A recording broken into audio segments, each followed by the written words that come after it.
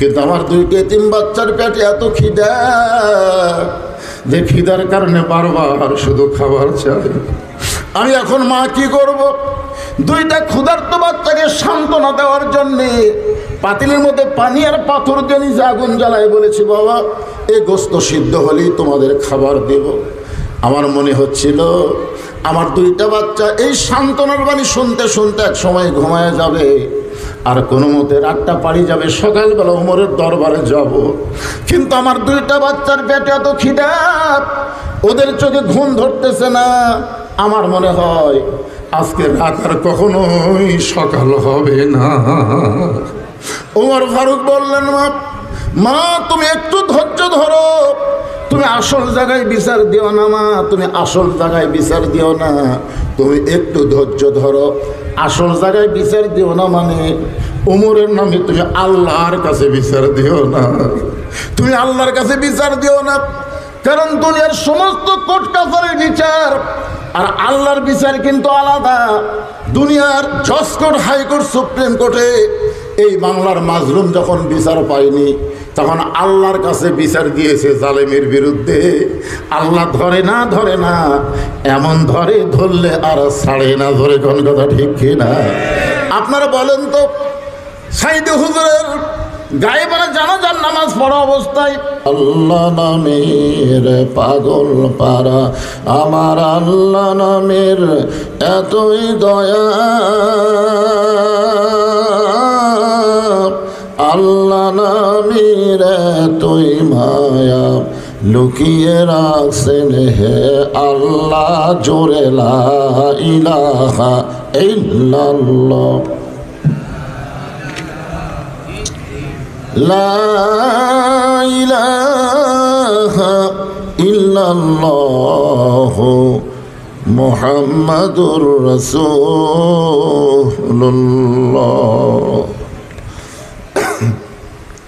রাসূলের মহব্বতে জবান খুলে সকলে বলি সাল্লাল্লাহু আলাইহি ওয়াসাল্লাম।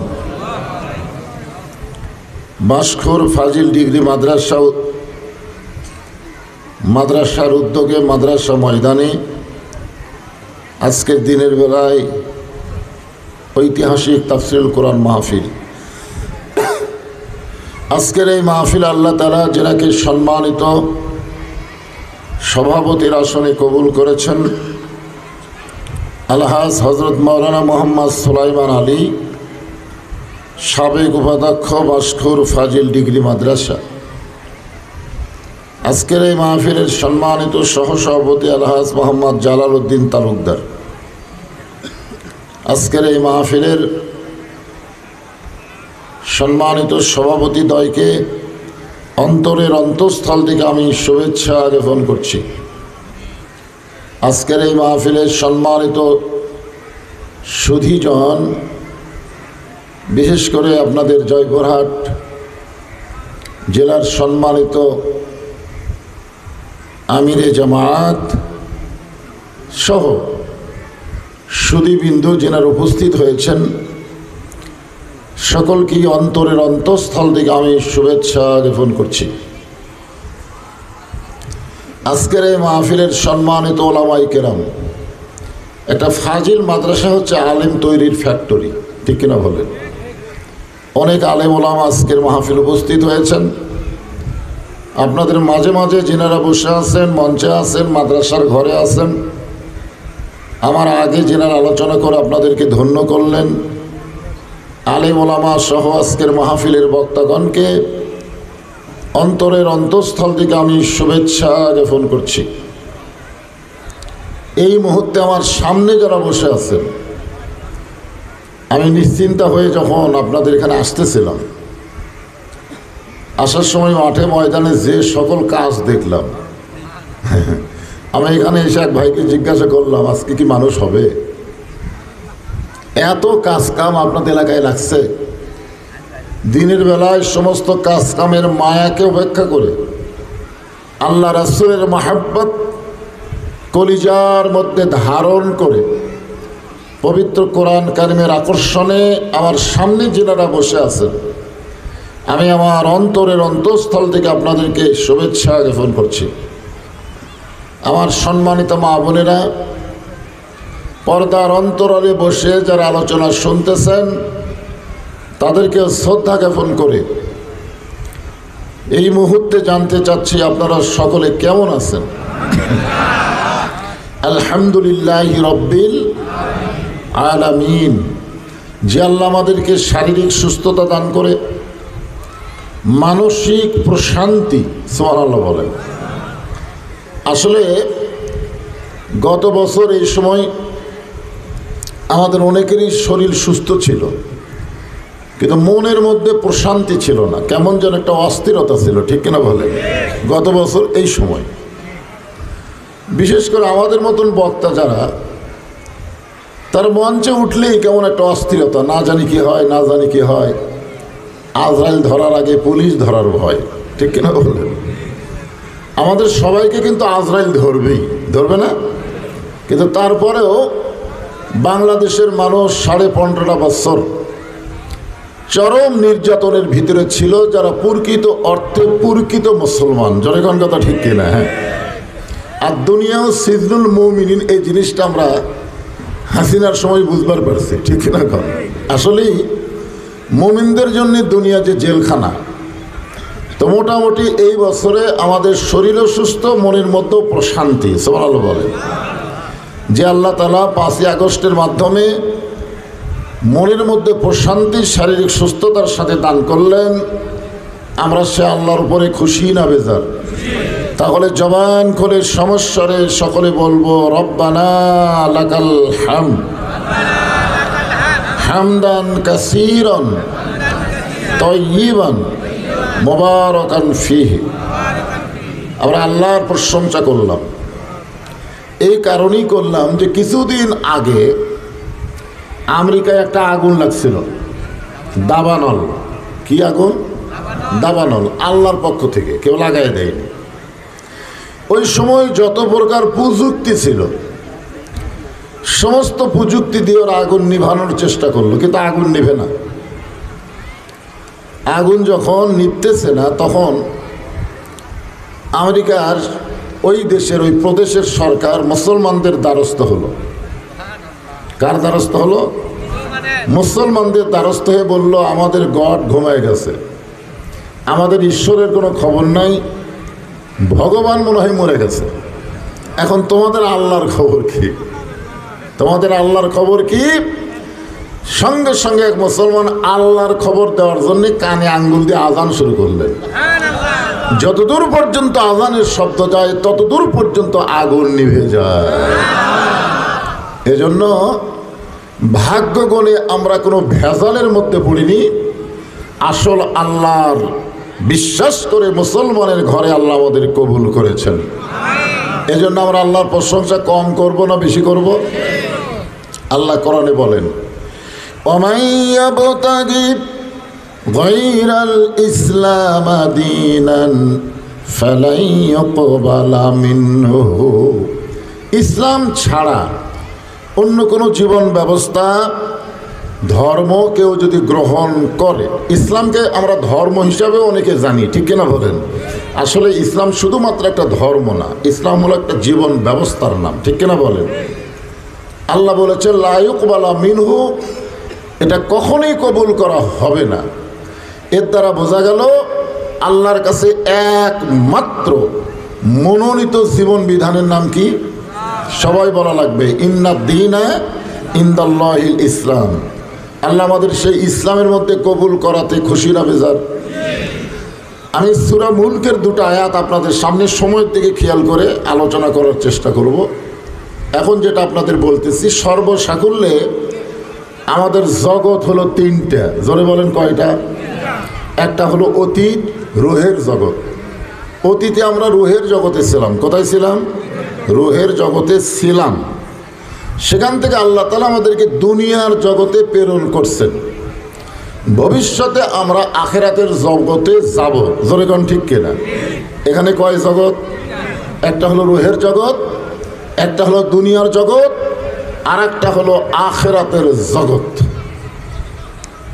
মনে করেন একটা হলো অতীত, একটা হলো বর্তমান, একটা হলো ভবিষ্যৎ। তাহলে আমাদের অতীত জগতের নাম কি? আলমে আরওয়াহ, রুহের জগৎ। সবাই একটু হোহা করবেন। অতীত যে জগৎ আমাদের মাঝ থেকে বিদায় নিল, সে জগতের নাম কি? রুহের জগৎ। বর্তমানে যেই জগতে আমরা বসবাস করতেছি, এটা হলো দুনিয়ার জগৎ। এই জগৎ থেকে আমরা যেই জগতে রওনা দিয়েছি, সেই জগৎ হলো পরকাল, মানে আখেরাতের জগৎ। এখন আপনারা বলেন যে তিনটা জগতের মধ্যে দুইটা জগৎ আল্লাহ আমাদের পক্ষে। হিসাব করে দেখেন, রুহের জগতে যে আল্লাহ আমাদের পক্ষে না থাকতো, তাহলে দুনিয়াতে মুসলমানের ঘরে আল্লাহ আমাদের কবুল করতো না। জোরে কোন ঠিক কিনা? কারণ দুনিয়াতে মানুষ পাঠানোর দায়িত্ব কার? কথা বলেন, পাঠানোর দায়িত্ব কার? তাহলে আল্লাহ যদি আমাদের হিন্দু ঘরে, বৌদ্ধদের ঘরে, খ্রিস্টানদের ঘরে পাঠাতো, আমাদের করার কিছু ছিল? কিন্তু আল্লাহ ওই সকল ঘরে না পাঠায় সরাসরি আমাদের মুসলমানের ঘরে পাঠানোর কারণেই বুঝতে পারলাম রুহের জগতে আল্লাহ আমাদের পক্ষে ছিল। তাহলে এক জগৎ শেষ। ওই জগতে আল্লাহ আমাদের কি ছিল? সবাই বলেন, কি ছিল? পক্ষে ছিল। আচ্ছা, দুনিয়ার জগতে আল্লাহ আমাদের যে পক্ষে আছে, এই ব্যাপারে কোনো সন্দেহ? আমি যে আয়াতে কারিমা তেলাওয়াত করলাম, এই আয়াত দ্বারা কি বুঝলেন? যে একমাত্র ইসলাম ছাড়া অন্য কিছু আল্লাহর কাছে কবুলযোগ্য হবে না। তাহলে আমরা সেই ইসলামের মধ্যে মুসলমানের ঘরে কবুল হওয়ার কারণে বোঝা গেল দুনিয়াতেও আল্লাহ আমাদের পক্ষে আছে। সুবহানাল্লাহ করেন না কেন? তাহলে তিন জগতের মধ্যে কয় জগৎ গেল? দুই জগতে আল্লাহ আমাদের পক্ষে, আর সামনে একটা জগৎ আছে। এই জগতেও যে আল্লাহ আমাদের পক্ষে হবে, এই ব্যাপারে কোনো সন্দেহ নাই। কিচ্ছা শেষ। এখন কথা হলো যে এই ভবিষ্যতের জগৎ, ওই জগতে যে আমরা যাব, এই সম্পর্কে আল্লাহ কি বলেছেন? আল্লাহ বলেছেন, ওয়ালা তামুতুন্না ইল্লা ওয়া আনতুম মুসলিমুন। খালি মুসলমানের ঘরে জন্ম নিলেই হবে না, মুসলমান হয়ে ওই পরকালের জগতে আমাদের যাওয়া লাগবে। জোরে কোন ঠিক কিনা? এখন মুসলমান হয়ে যদি আমরা পরকালের জগতে যাবার চাই, আমাদের করণীয় কি? হাদিস শরীফে বলা হয়েছে, আর দুনিয়া ও মাজরাতুল আখেরা। দুনিয়া হচ্ছে আখেরাতের আবাদযোগ্য একটা জায়গা।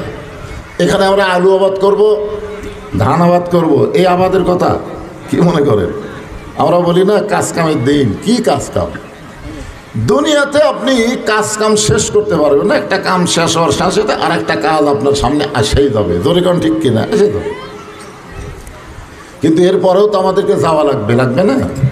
এইটা খেয়াল করেই আমি সূরা মুলকের দুইটা আয়াত আপনাদের সামনে আলোচনা করার নিয়ত করেছি। আখিরাতের জগতে আমরা যে পাস করব, তার আর একটা প্লাস পয়েন্ট হলো, প্লাস। সেটা কি? আমাদের নবী। জোরে কোন সুবহানাল্লাহ। আছেন আমার মুক্তার, আছেন আমার বারিস্টার, সেই বিচারের হাইকোর্টেতে তিনি আমায় করবেন পার। আমি পাপী রাসূল জাবিনদার। আমরা যখন পরকালের জগতে যাব, ওই সময় আমাদের আল্লাহ আমাদের হাকিম হবেন, আর আমরা হব তখন কি? আসামি। আল্লাহ যদি হাকিম হয়, আমরা কি? আসামি। ওই সময় আমাদের নবী উকিল হবেন। একটা প্লাস পয়েন্ট দেখেন, ওই সময় আমাদের নবী কি হবেন? উকিল হয়ে আল্লাহর কাছে আমাদের পক্ষে ওকালতি করে, বারিস্টারি করে, আমাদেরকে সুপারিশ করে জান্নাতে পৌঁছায় দিবেন। এখন বলেন, আমাদের জন্য কোনো টেনশন আছে? আল্লাহ রাসূল এও বলেছেন যে তোমরা যদি দুনিয়াতে যতই পাপ করো না কেন, যদি ঈমানের সাথে কবরে আসতে পারো, মানে ঈমান নিয়ে যদি মরতে পারো, আমি রাসূল ওয়াদা দিয়ে দিলাম, তোমাদেরকে জান্নাতে প্রবেশ না করানো পর্যন্ত আমি নবী জান্নাতে প্রবেশ করব না। এখন বলেন তো, আমাদের জন্য আর কোনো টেনশন আছে? কিন্তু একটা টেনশন হলো, মরার সময় ঈমান নিয়ে মরতে পারবো কিনা, এইটাই তো একটা টেনশন। কারণ এখনও তো আমাদের মৃত্যু হয়নি। বর্তমানে বাংলাদেশে যারা মরতেছে, তাদের অধিকাংশই ঈমান নিয়ে মরতে পারতেছে না। হয়তো বলবেন, হুজুর কেন? আমরা যখন দোয়া করি, আপনারা দোয়া করেন না? রব্বানা আতিনা ফিদ দুনিয়া হাসানা ওয়া ফিল আখিরাতি হাসানা। মানে দুনিয়া যদি সুন্দর না হয় তার আখেরাত কখনোই সুন্দর হবে না। এখন আপনারা বলেন তো আমাদের বাংলাদেশ কি সুন্দর? আমাদের বাংলাদেশ কিন্তু সুন্দর না। আমাদের বাংলাদেশ তখনই সুন্দর হবে যখন মানুষের তৈরি সংবিধানকে, মানুষের তৈরি আইনকে পায়ের তলায় ফেলে দিয়ে আল্লাহর কোরআনের আইন যা বাংলাদেশ চলবে। জনগণ কথা ঠিক না? এখন আপনারা বলেন তো কোরআনের খালি তাফসির হচ্ছে, কোরআনের ওয়াজ হচ্ছে, কিন্তু কোরআন অনুযায়ী আমরা চলবার পারতেছি না, যার কারণে আমাদের বাংলাদেশ সুন্দর না, আমাদের পরকালও সুন্দর হবে না। তবে যদি আমরা চেষ্টা করি, আল্লাহ রাসূল বলেন মান সাআলাল্লাহু তাআলা আশ-শাহাদাতা বিসিদকিন বাল্লাগাহুল্লাহু মানাজিলাশ শুহাদা ওয়া ইম্মাতা আলা ফিরাশিহি রাওয়াহুল বুখারী কিতাবুল মাগাজি।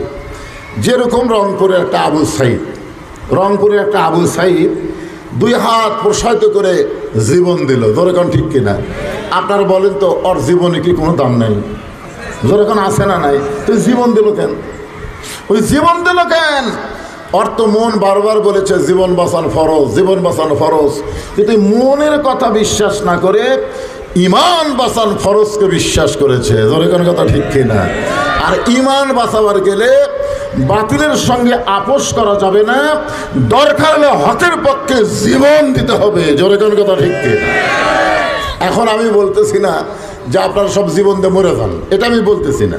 আমি যে হাদিসটা তেলাওয়াত করলাম, এই হাদিসের বাংলা অর্থ হলো মান সাআলাল্লাহু তাআলা আশ-শাহাদাতা বিসিদকিন। কেউ যদি আল্লাহর কাছে ফরিয়াদ করে যে আল্লাহর কোরআনের বিজয়ের জন্যে দরকার হলে শাহাদতের তামান্না করি, শাহাদত কামনা করি, শহীদের তামান্না নিয়ে বাংলাদেশে আল্লাহর কোরআনের বিজয় করার জন্য যারা ইসলামী আন্দোলন করে, ওই মাতা আলা ফিরাশিহি, সে যদি নিজের বিছনায়ও মৃত্যুবরণ করে, বাল্লাগাহুল্লাহু মানাজিলাশ শুহাদা, আল্লাহ তাআলা হাসরের ময়দানে তাকে শহীদদের কাতারে দাঁড় করায় দেবে। এখন বলেন ঈমান নিয়ে মরবার গেলে কোরআন বিজয়ের আন্দোলনের সৈনিক হওয়ার দরকার আছে না নাই? কোরআন বিজয়ের আন্দোলনের সৈনিক না হয়ে মানুষের আইন বাংলাদেশে প্রতিষ্ঠা করার জন্য যারা আন্দোলন করে, চেষ্টা করে, দল করে, এরা মরতে পারে কিন্তু ঈমান নিয়ে মরতে পারবে না। জনগণ কথা ঠিক? ঈমানের সাথে মরতে গেলে আমাদের করণীয় কি, এটা বোঝানোর জন্য সূরা মুলকের 2টা আয়াত। এখন 1 নম্বর আয়াত শোনেন। কিছুদিন আগেই 5ই আগস্টের আগেই আমরা বাংলাদেশে শুনতে পাইছি এ দেশ আমার বাপের, এ দেশ আমার, এ দেশ আমার বাপের, এ দেশ আমার। অথচ আমরা ইমানদার জানি দেশ কোনো মানুষের না, সমস্ত পৃথিবী হলো আমার আল্লাহর। জোরেগণ কথা ঠিক কিনা? যখন বলে দেশ আমার বাপের, দেশ আমার, তখন তো আর আল্লাহর আইনের দরকার হয় না, ওর বাপের আইন দিয়ে দেশ চালাবে। জোরেগণ কথা ঠিক কিনা? এরকম অহংকারী কথা আপনারা শোনেননি? বলেন শুনছেন কিনা? শুনছি। কিন্তু আমরা কি দেখলাম যে দেশ কারো বাপের না, দেশ কারো না, গোটা পৃথিবীর মালিককে, তাবারাকাল্লাযী বিয়াদিহিল মুলক, গোটা পৃথিবীর রাজত্ব, কর্তৃত্ব, মালিকানা একমাত্র কার হাতে?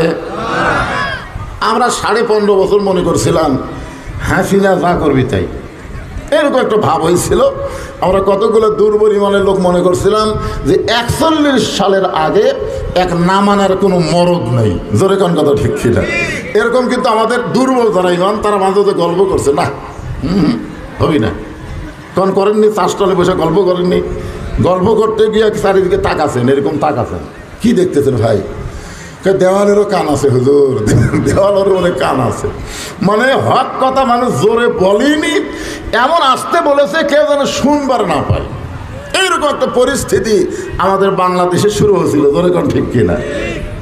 রাত 9টার সময় 1.5 লাখ টাকার খাট, 12,000 টাকার কম্বল, 5 তলার উপরে শোয়ার সময় বলতেছে আমার বাড়ি, আমার ঘর, আমাক নামাইকে, এ বাড়ি আমার, এ ঘর আমার, আমাক নামাইকে। রাত 9টার সময় এ কথা বলে বেটা ঘুমিয়ে গেছে। রাত 3টার সময় একটা ভূমিকম্প। জোরে কোন কি কম্প? 5ই আগস্ট কিন্তু বাংলাদেশের জন্য একটা ভূমিকম্প, এখন কথা ঠিক কিনা? আমরা কল্পনাই করবার পারিনি যে আমাদের নিরস্ত বাচ্চাগুলো, ছোট ছোট মানুষগুলো আর্মির সামনে, পুলিশের সামনে এইভাবে ফ্যাসিস্ট হাসিনার বিরুদ্ধে আন্দোলন করবে, এখন কথা ঠিক কিনা? কল্পনাই করিনি।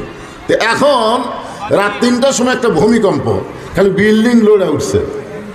যে বেটা 9টার সময় কইছে আমাকে নামাই খেয়ে, বিল্ডিং যখন কাঁচা উঠছে ও তখন এত ফোর্সে নামছে যে কম্বলের মধ্যে লুঙ্গি খোলা আছে, এই লুঙ্গিটাও পর্যন্ত পরার টাইম পায়নি, ন্যাংটা হয়ে নামছে। যখন কি হয়ে নামছে? 2 ফেরেস্তা, 2 কান্দে 2 ফেরেস্তা বলতেছে আল্লাহ নামাইলা নামাইলা, তাই বলে ন্যাংটা করা নামালে। আপনার বলেন তো হাসিনা যেভাবে ক্ষমতার থেকে নামে গেছে, এটা কি কাপড় চোপড় পড়ছে? মানে 12 তরকারির ভাত আনতে সেই ভাত পর্যন্ত খাওয়া হয় নাই, 1 ঘন্টা সময় দেওয়া পর্যন্ত হয় নাই। ধরে কোন কথা ঠিক না? হাসিনা যখন পলালো তখন এই ভিডিও ফুটেজটা আমি দেখলাম। ও 2 বোন একসাথে যাচ্ছে, শেখ রেহানা মাটির দিকে তাকায় হাঁটতেছে আর হাসিনা খালি এরকম করে চারিদিকে তাকাচ্ছে। ওই সময় হাসিনা একটা গান গাইছিল, আপনার শুনে পাচ্ছেন? চলতে পথে 2 দিন থামিলাম, যাবার কালে এক সামসারও দেখা না পাইলাম। হায় হায়, হাসিনা কিন্তু নষ্ট করছে ওর সামসারা, ধরে কোন কথা ঠিক কি না? হায় হায়, আপনাদের পাশেই এমপি ছিল স্বপন, স্বপন এমপি হাসিনাকে হজরত বানাচ্ছে। ধরে কোন কি বানাচ্ছে? হজরত শেখ হাসিনা। হাই রে, কি একটা অবস্থা ছিল। অথচ হাসিনা পালানোর সময় চারিদিকে লক্ষ্য করে দেখলো একটা স্যামসাও নেই। তাহলে এখন বলেন দুনিয়ার কোনো মানুষ হাসিনারে নামায়নি, যিনি নামাইছেন তিনি হলেন গোটা বিশ্বের মালিক আমাদের আল্লাহ। ঠিক করে বলেন? অহু আলা কুল্লি শাইইন কদির, প্রত্যেকটা বিষয়ের উপরে একমাত্র ক্ষমতাকার। তাহলে আইন চলবে কার? রাজনীতি চলবে কার? অথচ আমাদের বাংলাদেশে বর্তমানে কিছু কিছু নেতা বলতেছে যে ইসলামে কোনো রাজনীতি নেই, ইসলামে বলে রাজনীতি নেই, কোরআন নাকি ধর্মীয় কিতাব, কোরআন নাকি রাজনীতি না, এরকম কিছু কথা বলতেছে। বিশেষ করে ওই সাফায়ের একটা হারুন বার আছে, মিজানুর রহমান আজহারি আগামী 22 তারিখে সাফায় একটা মাহফিল করবে। এই মাহফিলের সাজগোজ দেখে চিন্তা করতেছে কে রে, আমরা বাংলাদেশের সব বিএনপির নেতা যদি একত্র হয়ে একটা সমাবেশ করি, এ আজহারির তো একানা লোকে হয় না। এই মৌলবীরা মানুষরা কি দেখালো, যার কারণে চারিদিক থেকে এমন লোকজনের একটা সাড়া পাইছে, ওর মাথা নষ্ট হয়ে গেছে। ওই এখন বলা বলি শুরু করছে যে ধর্ম নিয়ে ব্যবসা করতেছে, ইসলামে কোনো রাজনীতি নাই। ইসলামে যদি রাজনীতি নাই থাকে তাহলে সূরা মুলুক বাদ দাও। মুলক শব্দের অর্থ কি? যে সূরা থেকে আপনাদের সামনে তাফসীর হবে। মুলক মানে কি আপনারা জানেন? আমাকে হাদি সাহেব বলতেছে হুজুর, যে হুজুর আপনার যে ওয়াজত উঠলি রাজনীতি করেন, ইসলামে তো রাজনীতি নাই। আমি বললাম তোমার হজ কবুল হয়নি। তো বলে কেন? আমি বললাম তুমি কাবা ঘর সামনে নিয়ে কি বলছো তোমার মনে আছে? তুমি বলেছো ইন্নাল হামদা ওয়ান নি'মাতা লাকাওয়াল মুলক লা শারিকা লাক। তুমি হাদিস সাহেব বলো তো লাকাওয়াল মুলক লা শারিকা লাকের অর্থ কি? তখন কয় হুজুর সবাই কইছে, আমিও কইছি, আমি তো বুঝতে পারিনি। আমি বললাম পাগলা, এর বাংলা অর্থ হলো রাজনীতির ভিতরে, রাজত্বের ভিতরে একমাত্র আল্লাহ ছাড়া অন্য কাউকে স্বীকার করি না। তুমি আল্লাহর কাবাঘর সামনে রেখে আল্লাহ রাজত্বের কথা বলে আসবে, আর বাংলাদেশে এসে বলো তুমি ইসলামের রাজনীতি নাই। তুমি নামের আগে যতই হাজি রাখো তোমার হজ কবুল হবে না, তুমি 1 নম্বর পাজি। জোরে কোন কথা ঠিক কি না? আমি প্রত্যেকটা মাহফিলে বলি হজ করার আগে আপনি যে দল করেন অসুবিধা নেই, কিন্তু হজ করার পরে আল্লাহর ঘর সামনে নিয়ে আপনি যে তালবিয়া পড়লেন, আপনাকে আর মানুষের দল করাই হবে না। যদি মানুষের দল করেন তাহলে আপনার হজও কবুল হবে না। ধরে কোন কথা ঠিক? আল্লাযী খালাকাল মাউতা ওয়াল হায়াতা লিয়াবলুয়াকুম আইয়ুকুম আহসানু আমালান ওয়া হুয়াল আজিজুল গফুর। মৃত্যু এবং হায়াতকে সৃষ্টি করছেন কে? খুব মনোযোগ দিয়ে শোনা লাগবে। আল্লাযী খালাকাল মাউতা ওয়াল হায়াতা, মৃত্যু এবং হায়াতকে আল্লাহ সৃষ্টি করেছেন। আগে আল্লাহ মৃত্যুর কথা বললেন, তারপরে হায়াতের কথা বললেন। এখানে যদি আল্লাহ বলতেন আল্লাযী খালাকাল হায়াতা ওয়াল মাউতা লিয়াবলুয়াকুম, আল্লাহ কিন্তু তা বলে নাই। আল্লাহ বলেছেন খালাকাল মাউতা ওয়াল হায়াতা, আগে মরার কথা বলে হায়াতের কথা বললেন। আমরা যারা প্রকৃত মুসলমান তারা কখনোই বিশ্বাস করব না এই দুনিয়া আমাদের থাকার জায়গা, এই দুনিয়া হলো আমাদের পরীক্ষার জায়গা। লিয়াবলুয়াকুম, তোমাদেরকে পরীক্ষা করা হবে। আইয়ুকুম আহসানু আমালা, সুন্দর আমলের পরীক্ষা করা হবে। সুন্দর আমল যদি আমরা করতে চাই, আমরা সমস্ত মুসলমান সুন্দর আমল করতে চাই। আপনারা সুন্দর আমল করতে চাই না? আহসানু আমালা মানে কি? সুন্দর আমল। সুন্দর আমল যদি করতে চাই তাহলে সুন্দর একটা পরিবেশের দরকার হবে। সুন্দর একটা পরিবেশ যদি তৈরি করতে চাই তাহলে সুন্দর একটা সমাজের দরকার পড়বে। সুন্দর একটা সমাজ যদি তৈরি করতে চাই তাহলে সুন্দর একটা রাষ্ট্রের দরকার পড়বে। সুন্দর একটা রাষ্ট্র যদি গঠন করতে চাই তাহলে মানুষের তৈরি করা আইন দেওয়া হবে না, আমার আল্লাহর কোরআনের আইন লাগবে। জোরে জন ঠিক কিনা? এখন আমরা সেই কোরআন থেকে শুধু সোয়াব পাচ্ছি, কোরআন থেকে বরকত নিচ্ছি, কোরআনের ওয়াজ শুনতেছি, কিন্তু কোরআন মোতাবেক চলার চেষ্টা করতেছি না। আল্লাহর কোরআন যখন এই বাংলাদেশে চালু হবে, এই বাংলাদেশ তখন মানুষের ইচ্ছাই চলবে না, বাংলাদেশ চলবে কার ইচ্ছায়? জোরে বলেন, কার ইচ্ছায়? একটা মসজিদের মধ্যে আপনি ঢুকে দেখেন, একটা মসজিদের মধ্যে, মসজিদ কিন্তু আমরা সকল দলের লোকেরাই বিশ্বাস করে, আওয়ামী লীগ, বিএনপি, জাতীয় পার্টি, জামাত, তাবলিগ, পীর মুরিদি, সবাই কিন্তু অন্তর থেকে বিশ্বাস করি মসজিদ আল্লাহর ঘর। বিশ্বাস করে না? যে দলই করুক, মসজিদ যে আল্লাহর। এমনকি যারা বেনামাজি তারাও বিশ্বাস করে মসজিদ কার। আমার এলাকার 2 বেনামাজি গন্ডগোল লাগছে, গন্ডগোল লাগা বলতেছে বিশ্বাস যদি না করিস মসজিদ ছুঁয়ে কমো। তা আমি কইলাম, কে রে ভাই, তোরা তো নামাজ পড়িস না। নামাজ না পড়তে পারি হুজুর, মসজিদ আল্লাহর ঘর, এটা আমরা বিশ্বাস করি। দেখেন, সমস্ত মুসলমান বাংলাদেশের মসজিদ আল্লাহর ঘর বিশ্বাস করার কারণে মসজিদে আইন চলতেছে কার? কথা হয় না, কোনো মানুষের আইন চলে? মসজিদে আওয়ামী লীগ ঢোকার পরে সামনে কাতার লিছে কোনোদিন? বিএনপি 2য় কাতার, জাতীয় পার্টি 3য় কাতার, জামাত ইসলাম 4র্থ কাতার, এরকম কোনো কাতার আপনারা দেখছেন? কারণ মসজিদ ঢোকার পরেই আমরা আওয়ামী লীগ, বিএনপি, জাতীয় পার্টি, জামাত থাকি না, সবাই পায়ের গোড়ালির সঙ্গে গোড়ালি মিল করে আমরা কাতার সোজা করি। জোরে কোন ঠিক কিনা? ফেরেশতারা বলে আল্লাহ মসজিদের বাহিরেরও 14 দল 20 দল, কিন্তু মসজিদের মধ্যে ঢোকার পরে সবাই এক কাতার হয়ে গেল। আল্লাহ বলে ফেরেশতা সাক্ষী থাকো, মসজিদ আমার ঘর, এইটা বিশ্বাস করার কারণে মসজিদের মধ্যে কোনো দলাদলি চলে না। যেদিন বাংলার মুসলমান বিশ্বাস করবে মসজিদও আল্লাহর, বাংলাদেশও আল্লাহর, সেদিন বাংলাদেশে কোনো দলাদলি থাকবে না, সব মুসলমান এক দল হয়ে যাবে। আপনারা বলেন তো, মসজিদে কাতার সোজা হয়েছে আওয়ামী লীগ, বিএনপি, জাতীয় পার্টি, জামাত, 4 দল মিলে এক কাতার করছে। কয় কাতার? কিন্তু এখন ইমাম নাই, এখন ইমাম নাই। চিন্তা করতেছে কোন দলের লোক ইমামতি করবে। তো এখন জামাত ইসলাম আওয়ামী লীগের নেতা বলতেছে, কে ভাই তুমি সামনে যাও। তখন বলে, ভাই রে, আমি তো মাঝে মধ্যে নামাজ পড়ি, কিন্তু আমি তো সামনে যাওয়ার পারি না। তো বিএনপিকে বলতেছে, ভাই তুমি যাও। বলে, আরে পাগলা, আকামত দেওয়া ছাড়া আমি সামনে ওই জায়গা জীবনেও দাঁড়াইনি। তো জাতীয় পার্টির খবর কি? আওয়ামী লীগ, বিএনপি, জাতীয় পার্টি একই ভাই, অত পেঁচান না পড়ে তুই সামনে যেত। তখন কিন্তু জামাত ইসলামও সামনে দিয়ে সবাই একতে দেয় তো বিহাজাল ইমামকে নামাজ পড়ে। জোরেখান কথা ঠিক কিনা? আপনি গোটা বাংলাদেশ খুঁজে দেখেন, যত মসজিদ আছে প্রত্যেকটা মসজিদের ইমামেরা আল্লাহর দল করে। জোরেখান কথা কার দল করে? অথচ ওই ইমামকে যারা ইক্তেদা করে তারা মানুষের দল করে। আল্লাহ রাসূল বলেছেন তোমাদের ইমাম করবে আল্লাহর দল আর তোমরা করবে মানুষের দল।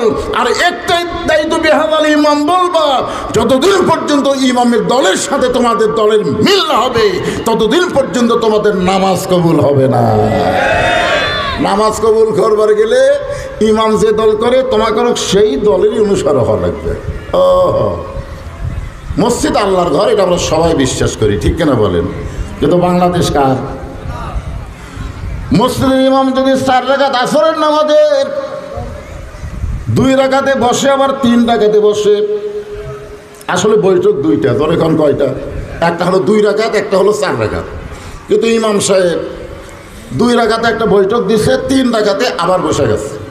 তো সামনে কাতার মুসল্লি খুব একটা খেয়াল করতেছে না, কিন্তু 4 নম্বর কাতারে এক অটো ভ্যান চালক ওই চিন্তা করে কেরে এতদিন আসর নামাজ পড়ছি, 2 রাকাতে এক বৈঠক, 4 রাকাতে আর এক বৈঠক, আজকে হুজুর যে 3 রাকাতে বসলো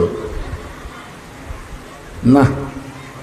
নামাজত খাড়া হলে কোনো হুজুরের আইন মানা যাবে না, আল্লাহর আইন মানা লাগবে। আল্লাহর আইন হলো কয় বৈঠক? 2 রাকাত 4 রাকাত। এই কথা চিন্তা করে অটো ভ্যান আল্লাহু আকবার, আল্লাহু আকবার যেই কইছে, নেতা মনে মনে বলতেছে তুই যতই লোক মাদে আমি 41 সালের আগে উঠব না। এই মনে করে ইমাম যদি স্বৈরাচারী হয়ে বসেই থাকে, আপনারা বলেন তো মসজিদের মুসল্লি এই লোকমা শোনার পরে ইমাম যদি না দাঁড়ায় তাহলে সমস্ত মুসল্লি ইমামের পক্ষে থাকবে না ভ্যানালার পক্ষে যাবে? কেন ভ্যানালার পক্ষে যাবে? ইমাম আমরা ততক্ষণ পর্যন্ত তোমাকে নেতা মানব তুমি যতক্ষণ রাসূলের তরিকার উপরে থাকবে, নবীর তরিকার উপরে থাকবে না, তোমার মতন ইমামকে আমরা ইক্তেদা করব না। লোকমা দিয়ে খাড়া হবার বলবো, যদি লোকমা গ্রহণ না করো তোমাকে ইমাম থেকে বাদ দিয়ে নতুন আর একটা ইমাম নিয়োগ দিব। ধরে কোন কথা ঠিক কিনা? তাহলে মসজিদের মধ্যে ইমাম যদি ভুল করে লোকমা দেয়, লোকমা গ্রহণ না করলে ইমাম পরিবর্তন হয়। আপনারা বলেন শুধু মসজিদ ভালো রাখলে হবে না, গোটা সমাজকে ভালো রাখতে গেলে মসজিদের মতন ইমাম সমাজেও দরকার। ধরে কোন কথা ঠিক কিনা? যার পর মানে হলো হযরত ওমর জুমার দিনে যখন খুতবা দিচ্ছেন, হযরত ওমর জুমার দিনে যখন খুতবা দিচ্ছেন, এমন সময় মাঝখান থেকে এক মুসল্লি দাঁড়িয়ে বলতেছে, ইয়া আমিরুল মুমিনিন, আপনার খুতবা আমরা শুনবো না। আচ্ছা, লোকজন যে হারে আসতেছে ওরা আবার ওরা খাটো করে দিল কেন? ও আচ্ছা আচ্ছা, ঠিক আছে। আচ্ছা, যে হারে আসতেছে আসা দিকে কিন্তু ভয় করতেছে, মনে করছিলাম লোক হবে না, এখন দেখতেছি মনে হয় বসায় আর থাকা হয় না। ভাইজান একটু ফাঁকা ফাঁকা যাদের সামনে আছে একটু ফাঁকা ফাঁকা বন্ধ করে সামনের দিকে আসেন, আসেন আসেন। যার সামনে ফাঁকা আছে আপনার আর ভাইকে বসতে দেওয়ার জন্য একটু জমে জমে বসেন। সবাই একটু সামনে দিকে চেপে আসেন আর জিকির করেন লা ইলাহা ইল্লাল্লাহ, লা ইলাহা ইল্লাল্লাহ, জোরে লা ইলাহা। এটা চাপার জিকির, এই জিকির হলো চাপা লাগবে, বুঝলেন? খালি জিকির করলে হবে না তো। আমি বলছি জিকিরটা দিলাম ওয়াজ বন্ধ করে, কি জন্য? চাপার জন্য। সামনে চাপেন আর জিকির করেন লা ইলাহা ইল্লাল্লাহ, লা ইলাহা ইল্লাল্লাহ, লা ইলাহা ইল্লাল্লাহ, লা ইলাহা ইল্লাল্লাহ, লা ইলাহা লা ইলাহা ইল্লাল্লাহ মুহাম্মাদুর রাসূলুল্লাহ। সকলে বলি সাল্লাল্লাহু আলাইহি ওয়াসাল্লাম। হযরত ওমর তখন বাংলাদেশের মতন ৯৬টা দেশের খলিফা। আমাদের বাংলাদেশের মতন কয়টা দেশ? ৯৬টা দেশের খলিফা। তাই খুতবা দিচ্ছে, খুতবা। কারণ কোরআন দিয়ে যখন রাষ্ট্র চলবে প্রত্যেকটা নেতাকে তখন মসজিদের ইমামতি করার যোগ্যতা থাকা লাগবে। বর্তমানে বাংলাদেশে যতগুলো নেতা আপনাদের সামনে ভোট সভার আসবে, আপনার বলেন তো ইমামতি করার যোগ্যতা সব দলের নেতার আছে? যেই দলের নেতা ইমামতি করবার পারবে না তাকে ভোট দিলেই আপনি আমানতের খিয়ানত হবে। কারণ আল্লাহর কোরআনে বলতেছেন ইন্নাল্লাহা ইয়ামুরুকুম আন তুআদ্দুল আমানাতি ইলা আহলিহা ওয়া ইযা হাকামতুম বাইনান নাস আন তাহকুমু বিল আদল। জোরে কোন সুবহানাল্লাহ। ইয়া আমিরুল মুমিনিন, আপনার খুতবা আমরা শুনব না। ওমর ফারুক বললেন, আমার খুতবার উচ্চারণ কি হচ্ছে না, তেলাওয়াতের মধ্যে কি ভুল হচ্ছে?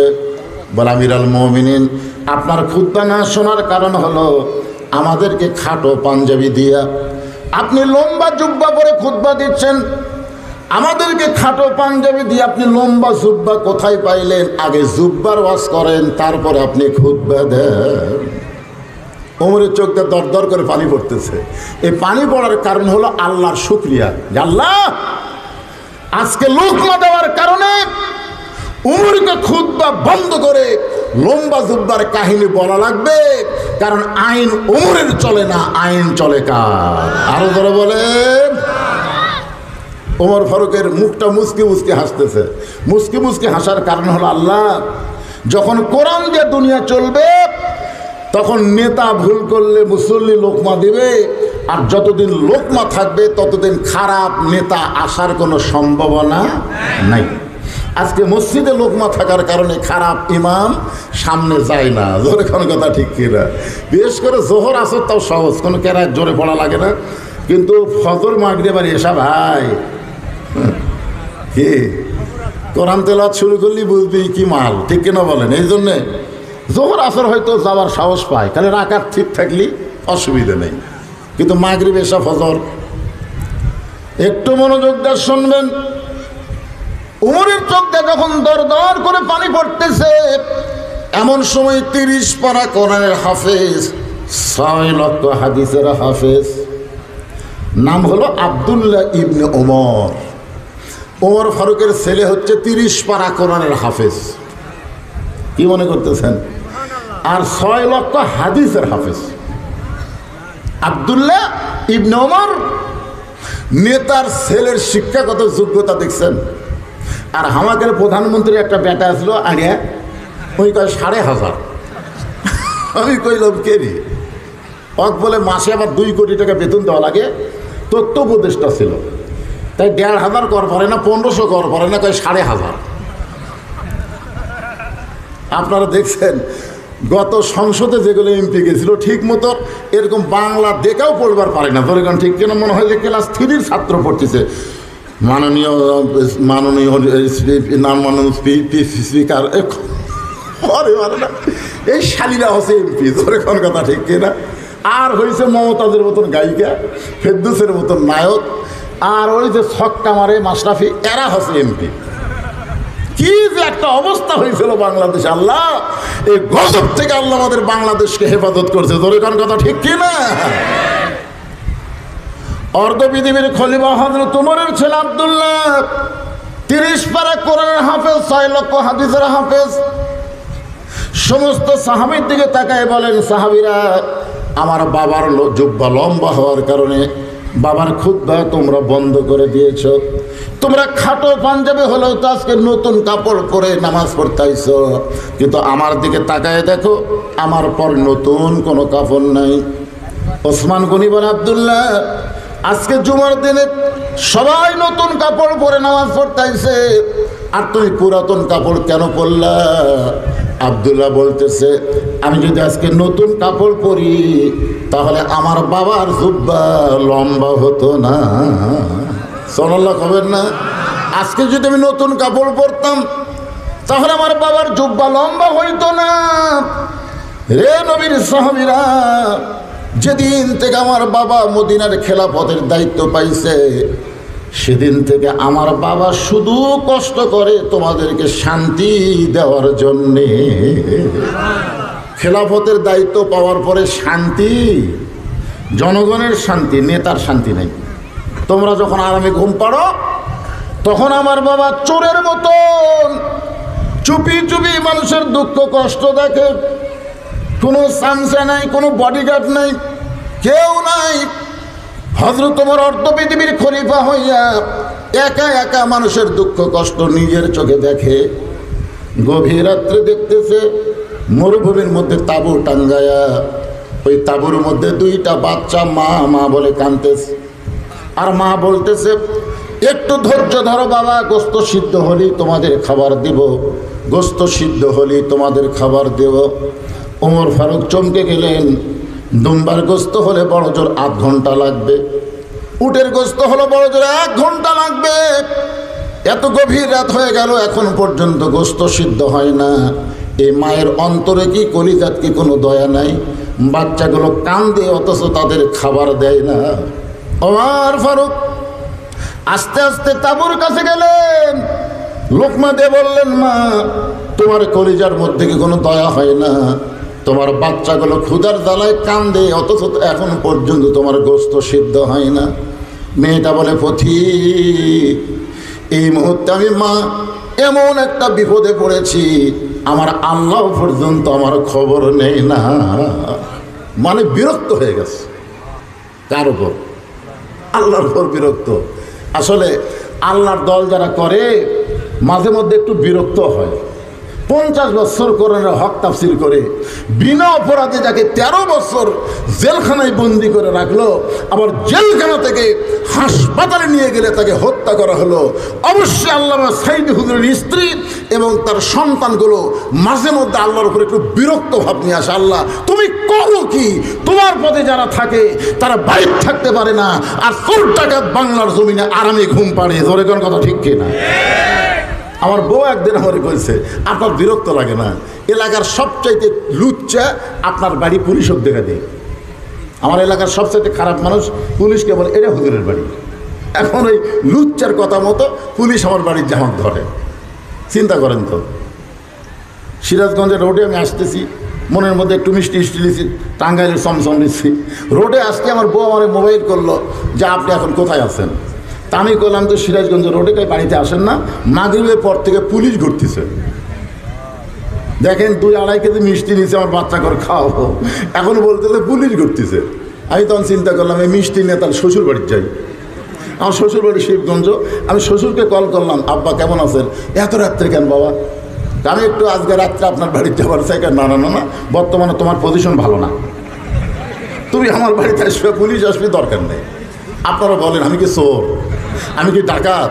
তাহলে আমার কি বিরক্ত নেই? আমার কি একটু বিরক্ত নেই যে আল্লাহ এই জুলুম, এই জালেমের নির্যাতন আর কতদিন বাংলার মুসলমান সহ্য করবে? জোরে কোন কথা ঠিক কি না?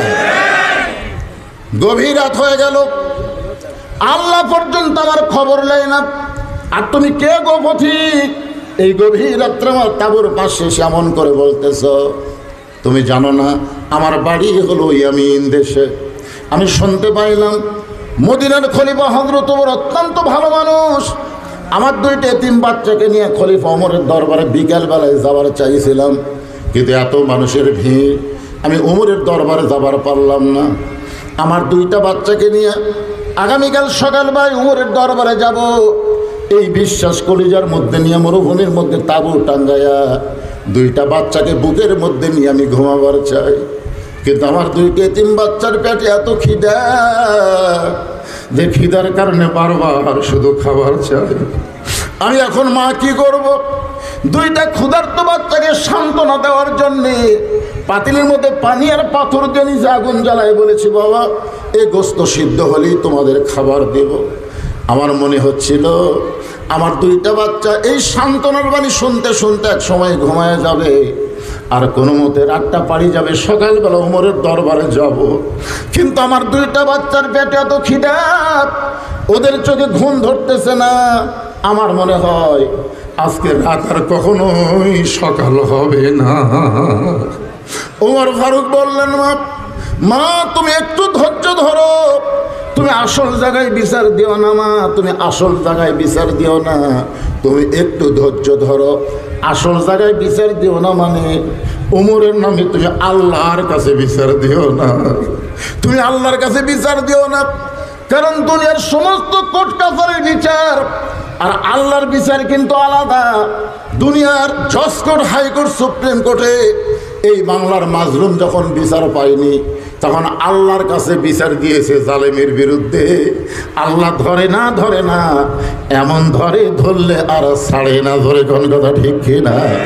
আপনারা বলেন তো, সাইদি হুজুরের গায়েবানা জানাজার নামাজ পড়া অবস্থায় এই বাংলাদেশ থেকে 200 জন ইসলামী আন্দোলনের কর্মীকে গ্রেফতার করেছে। একজন আল্লাহর ওলি দুনিয়া থেকে বিদায় নিল, তার দোয়া পর্যন্ত করতে দেয় না। এই স্বৈরাচার জালিম ফ্যাসিস্টের বিরুদ্ধে আমরা বাংলাদেশের কোর্ট কাছারিতে কোনো বিচার পাইনি, আমরা আসল জায়গায় বিচার দিয়েছিলাম। ধরিগণ ঠিক কিনা?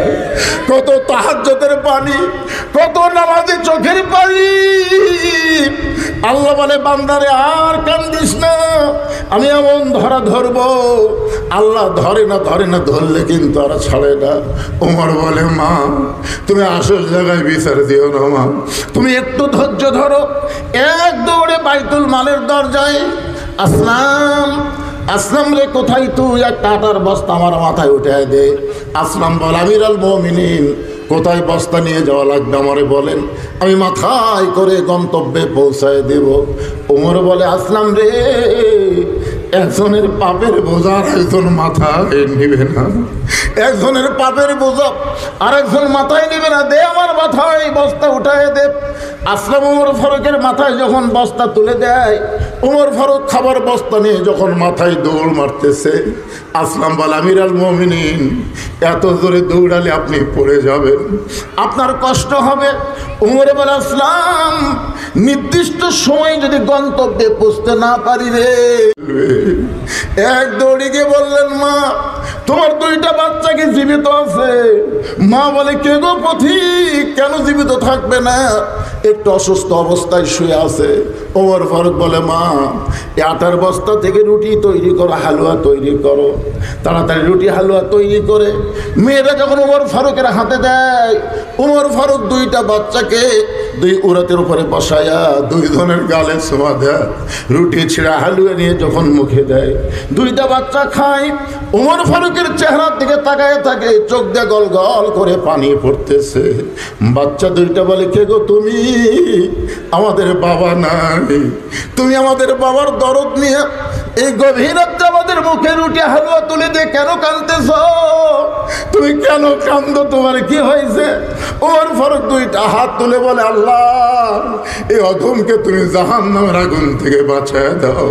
পর্দার ভিতর থেকে মেয়েটা বলে পথিক ভালো মানুষের গল্প শুনেছি, কিন্তু মানুষ এমন ভালো হয় কোনদিন আমি জানতে পারি নাই।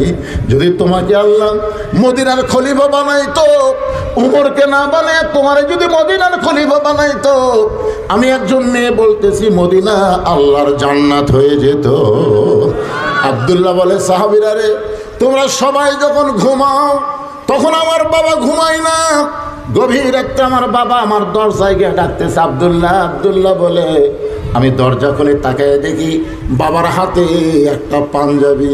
আমি খুশি হয়ে বললাম বাবা বাইতুল মাল থেকে আমার একটা পাঞ্জাবি দিছে বাবা, আর একটা পাঞ্জাবি দিয়ে বেড়াইছেন।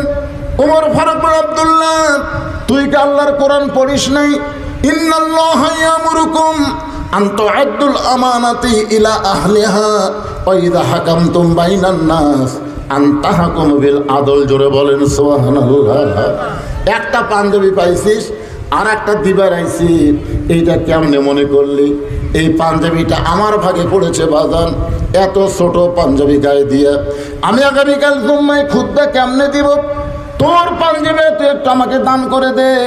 আব্দুল্লাহ বলে আমার অংশ যখন বাবাকে দান করে দিলাম, আমি বাবার পিছনে চুপি চুপি গিয়ে দেখি বাবা ঘরের মধ্যে বসে তার পাঞ্জাবি আমার পাঞ্জাবি একত্র করে বাবা লম্বা জুব্বা বানায় এখন খুতবা দেয়।